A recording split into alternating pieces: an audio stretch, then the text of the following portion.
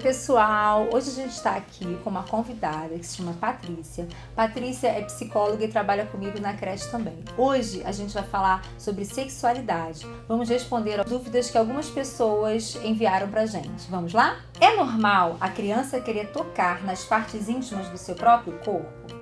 Carla, na verdade, essa idade é normal que isso aconteça, mas não só com 3 anos, a partir de 3 anos não. Na verdade, não tem uma idade certa para essa curiosidade aparecer. Por volta dos 2 anos, a criança faz o desfraude e aí a área fica livre, né? Disponível para essa curiosidade aparecer com mais frequência. E a criança ela vai demonstrar essa curiosidade normalmente de 3 maneiras, né? Primeiro, a sexualidade infantil ela tá ligada muito à curiosidade com o próprio corpo. Só que ela aparece de 3 maneiras, por quê? Essa curiosidade ela pode estar ligada, né, só a perguntas. A criança vai ter muitas dúvidas, ela vai trazer para os pais essas perguntas, né? Quem é que tem pênis, quem é que tem vagina, vai perguntar sobre a parte que dá prazer. A curiosidade tocando o próprio corpo. E também tem a curiosidade no corpo do outro. Não só de ver o corpo do outro, mas também tentar tocar no corpo do outro. Eu acho que isso assusta um pouco as pessoas. Eu lembrei agora você falando de uma situação que eu vivi com meu filho quando ele era pequenininho. Ele estava começando a falar assim, em torno dos 2 aninhos, já estava desfraldado. Eu lembro ele sentado no vaso e de repente ele surge com a pergunta assim: mamãe, cadê o seu pênis? Porque a gente fala corretamente, né, os nomes dele. Cadê seu pênis? Aí eu falei pra ele: mamãe não tem. Ele arregalou um olho enorme pra mim. Como assim você não tem? O que aconteceu com você que você não tem o pênis? A carinha dele era essa, né?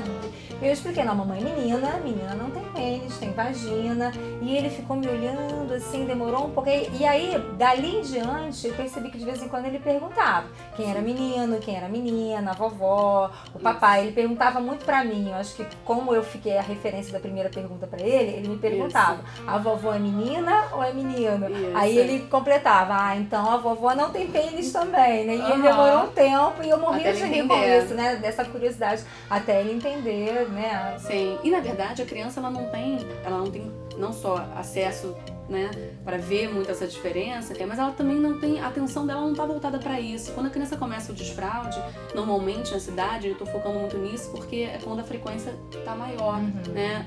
A questão da sexualidade infantil se aflora e os pais começam a perceber mais, né, os professores também. E a criança começa a tornar isso um tema para a vida dela, né? Então tudo é xixi, tudo é cocô, aí tem a vagina, tem o pênis, isso se torna um tema porque justamente está acontecendo, ela tá livre para poder explorar isso. Então, uma das formas dessa curiosidade é tocando no seu próprio corpo, que é o que a gente chama de masturbação infantil. Isso assusta alguns pais, né? Quando a gente fala, seu filho está se masturbando. Nossa, não, mas isso como não pode assim, acontecer né? na cidade. Meu filho já tem 2, 3 anos, 4 anos de idade. Masturbação é algo que acontece na adolescência. Mas não, existe uma diferença importante para frisar aqui, né? A sexualidade para criança acontece em qualquer idade da criança. E a sexualidade do adulto, aí sim, aquela sexualidade que a gente conhece, que envolve sexo, que envolve outros tipos de prazer. Outra conotação, ele vem a partir, né, da adolescência. Aí vem a pré-adolescência, começa a curiosidade, a adolescência. A sexualidade infantil é esse início, né, dessa descoberta, dessa curiosidade que não envolve prazer buscando o corpo do outro. Então, essa mãe estava perguntando se é normal. Sim, é normal, nessa idade, em outras idades. E ela pergunta também o que falar.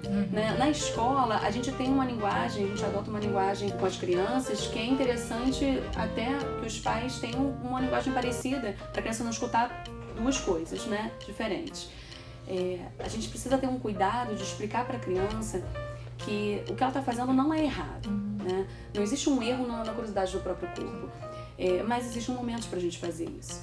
Então, no meio da sala de aula, ela não pode botar a mão na vagina, o menino não pode, né, mexer no pênis. Então, existe uma questão que envolve mesmo uma exposição de contexto social e cultural que a gente sabe que não é esperado na nossa cultura que isso aconteça. Né? Existem algumas regras na nossa sociedade e a gente tem que passar isso para a criança em qualquer, né, independente do tema. Então a gente vai falar com a criança sobre a postura dela, sobre a maneira de sentar, a maneira de falar. A gente vai falar também sobre a exposição do corpo. Não pode botar o pé na mesa na hora de comer, também não pode colocar. Também não pode abaixar as calças na frente das pessoas. Não pode colocar a mão na frente das pessoas.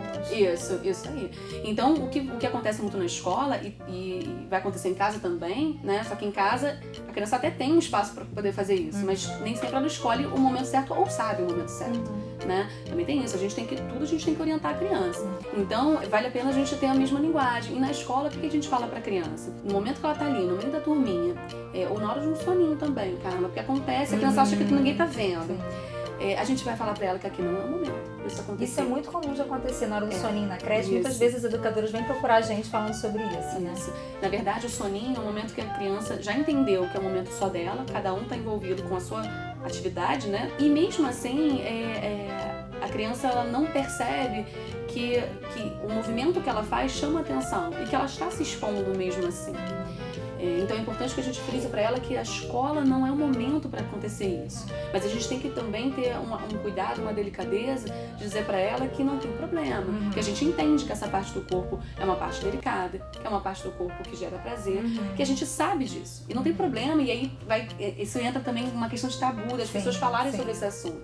Dizer para a criança que não tem problema, eu sei que essa parte do corpo gera prazer.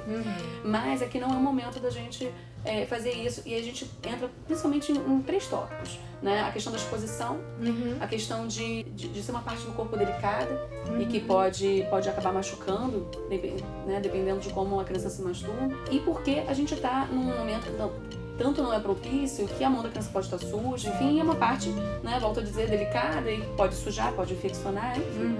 Patrícia, a gente está falando aqui o tempo inteiro, frisando que é normal essa curiosidade pelo corpo, mas algumas crianças começam a apresentar essa masturbação de forma excessiva. A gente já observou isso até aqui mesmo dentro da escola, né?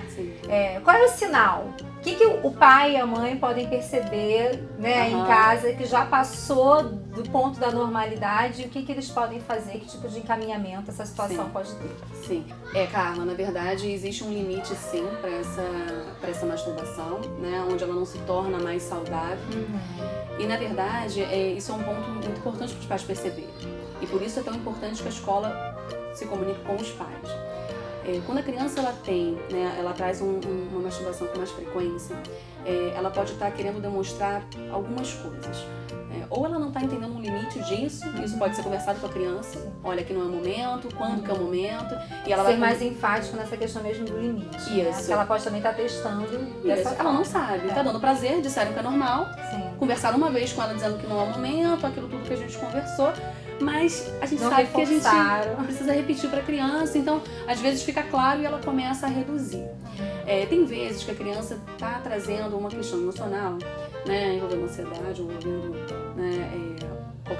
qualquer outro sentimento que ela não esteja dando conta naquele momento, e aí ela começa com mais frequência a trazer um prazer pro corpo dela, até como forma de trabalhar aquela insatisfação.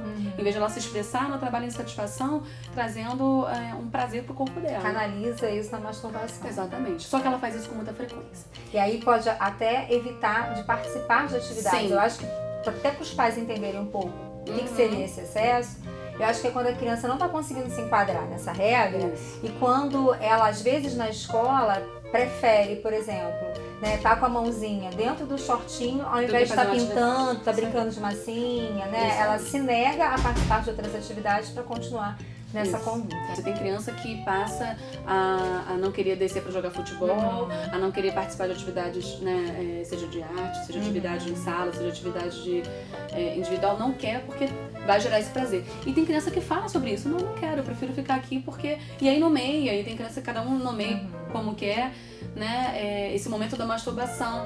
E tem criança que não fala nada, mas diz só que não quer, né? E qual seria a conduta, Patrícia, assim? Na verdade... Chegou uma situação como essa, tô percebendo que meu filho tá dessa forma. Qual seria a melhor condução nessa situação?